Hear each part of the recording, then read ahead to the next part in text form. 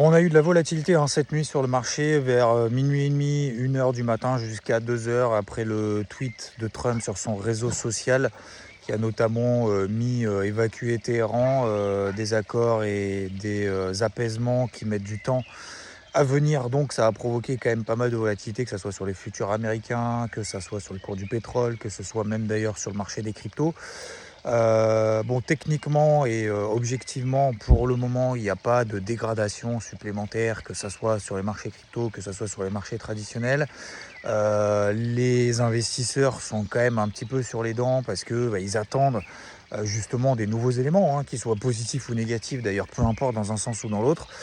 Aujourd'hui, finalement, il n'y en a pas tant que ça. À chaque fois qu'on a des signaux baissiers, entre guillemets, en tout cas sur des unités de temps très courtes, mais ça fait de toute façon depuis maintenant plusieurs semaines que sur les indices américains, on n'a pas vraiment de progression plus que ça. Alors, ça monte un petit peu plus en crabe, on va dire, sur les marchés américains que sur les marchés européens qui, eux, maintenant sont quand même très topiches.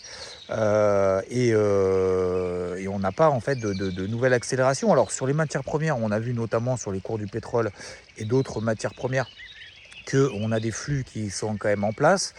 Sur les marchés crypto, effectivement, on est sur des zones basses depuis maintenant plusieurs semaines. Et dès qu'on a des bougies vertes successives, 2-3, finalement, au bout de la troisième, derrière, on fait 2-3 bougies rouges successives. Et puis derrière, on n'a pas de nouvelles dégradations non plus, donc tant mieux. Mais voilà, peut-être que on est dans une pause où les marchés sont peut-être un petit peu en attente de catalyseurs dans un sens ou dans l'autre, pardon. Et on a surtout la Fed demain soir. Alors, la Fed va rien dire de plus, on n'attend pas de baisse des taux. Jérôme Powell ne peut pas baisser son taux d'intérêt aujourd'hui. Il ne va pas les monter.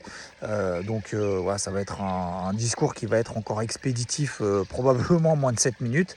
Mais voilà la situation. Aujourd'hui, c'est pas forcément évident, mais faut pas s'énerver, faut pas s'impatienter. Faut continuer à rester discipliné, tranquillement et par curseur d'exposition. Voilà, c'est comme ça. Il y a des phases de marché qui sont comme ça. Faut attendre un petit peu plus son moment, continuer à préparer ses plans et rester discipliné. À très vite. Ciao.